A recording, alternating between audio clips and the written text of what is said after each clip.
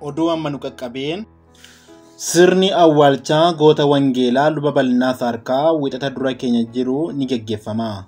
Raajii Iyyuu Cufaa, Raajii Masarat Taayyee fi ergamaa Geetahuun Himmiruu dhimma boqochuu luba bal'inaa irratti waan jedhan maal jedhan kan jedhu kan isin dhageessinu ta'a. Akkasumas faarfannaa lubi bal'inaa faarfatan illee isin dhageessifna. Hanga xumuraatti nu hordofaa jenna. Nagaa isin gaafachuu hin dagannee, nagaa Waaqayyo isiniif haa baay'atu. Akkam jirtu dhaggeeffattoota keenya, sa'aatii kanaaf odeeffannoo ariifataa fi amanamaa ta'e isiniif qabannee dhiyaanneerra. Chaanalii kanaaf namooti haaraa taatan chaanalii keessan kana subscribe gochuun maatii ta'a jecha hunda dursee akka odeeffannoon keenya isin bira ga'uuf mallattoo bilbilaa banaa taasisaa isiniin jenna. Gara odeessa keenyaatti isin dabarsina. Sirni awwaalcha goota wangeelaa luba bal'inaa Saarkaa wixata dura keenya jiru ni geggeeffama. Hooggantoonni waldaa gurguddoon bara kana abbootii amantaa adda addaa bakka qondaaltonni olaanoo mootummaa fi hooggantoonni akkasumas hiriyoon luba bal'inaa fi uummanni argamanitti ni raawwatama jedhamee eegama.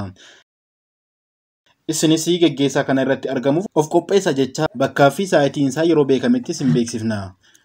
Boqochuu abbaa keenya luba bal'inaa Saarkaa yeroon dhaga'u gaddi guddaan natti dhagayameera. Goota wangeelaa fi abbaan dhalootaa nama kabajamaa kana Waaqayyo akka jaallatetti ofitti fudhateera.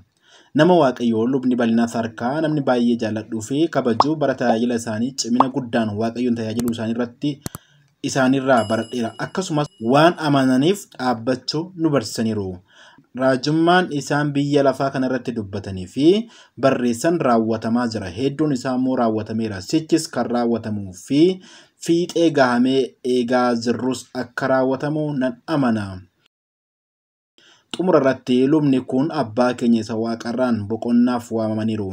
Wayitan biyya lafaarraa sokkuu isaanii dhaga'u baay'ee gaddi guddaan natti dhaga'amus garuu kan keenya manni biyya waaqarraa biyyi lafaa kun nuuf darabaadha.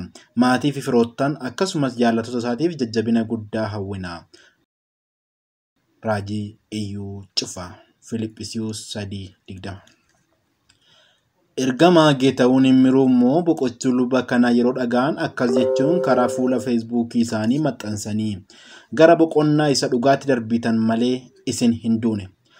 Abbaan keenya lubni bal'inaa Saarkaa jireenya isaanii guutummaa dachee kana irratti dabarsan wallaansoo hedduudhaan ture. Sababa amantii isaaniif dhiibbaa gurguddaan hammana hin jedhamne utuu irra ga'u garuu guyyaa tokkollee harka utuu hin kenniin nama ergama isaaniif ija jabaatanii hojjetanii darbanidha. Dhaloota hedduutti onnee kan horuudhaan qaccee isaanii dabarfatanii addunyaa kanarraa gara biyya abbaa isaanii isa sirrii fi bara baraan bira jiraatanitti guyyaa kaleessaa akka lakkoofsa warra Itoophiyaa 27/3/2015 deemaniiru. Isaaniin of biraa dhabuu keenya gaddi nutti dhaga'ame ibsachaa maatii isaanii fi ijoollota hafuuraa isaanii hamma lafa kanarra turanitti abbaa ta'anii fi gorsaa akkasumas dheekkamanii gara dubbii dhugaa sanatti guddisan hundumaaf jajjabina hawwina. Nagaan boqodhaa abbaa keenya. Ergamaa Geetahuun Himmiruu yookaan TV Ifa Fayyinaa Jireenya Ifaatiif. Raajii Masarat Taayyee boqochuu nama Waaqayyoo luba bal'inaa Saarkaa ilaalchisanii akkas jedhanii dhaamsa jajjabinaa.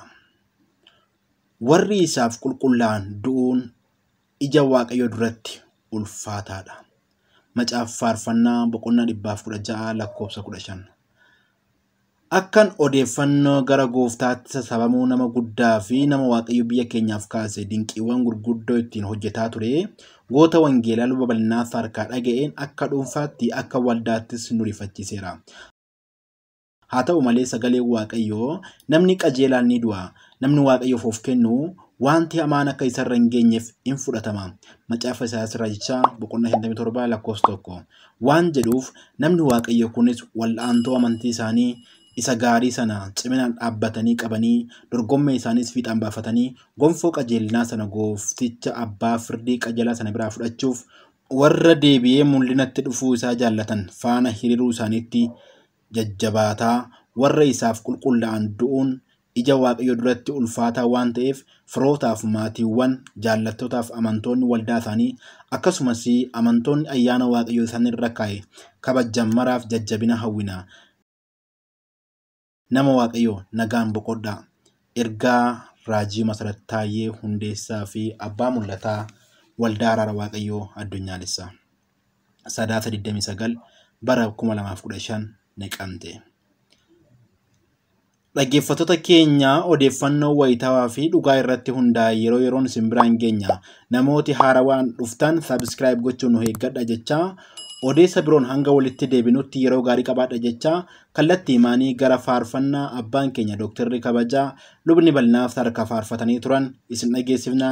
Dhaggeeffadhaa yeroo gaarii.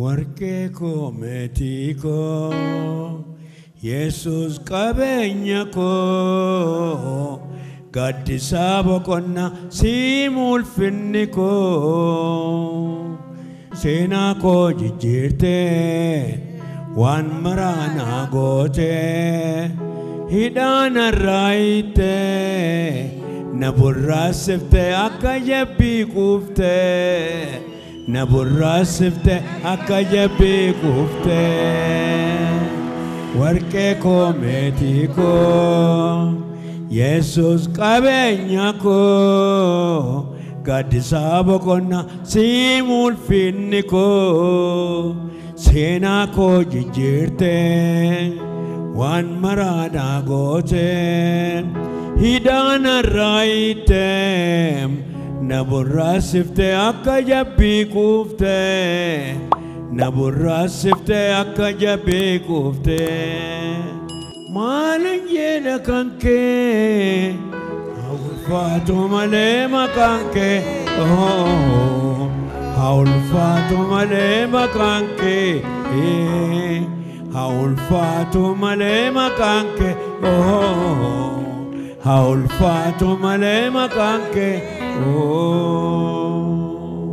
warqee koo meetii koo Yesus qabeenya koo gaddisa boqonnaa siim ulfinni koo seenaa koo jijjiirtee waan maraanaa gootee hidhaan arraayittee ከሰውም አይደለም አንድ መዝሙር እዘምራለሁ ሃሌሉያ ልሳነው አላመን ሃሌሉያ ሁሉን ችሏል ሃሌሉያ ዮርዳኖስ ይልማመን ሃሌሉያ ሃሌሉያ ሌሊቱን በሙሉ እሱ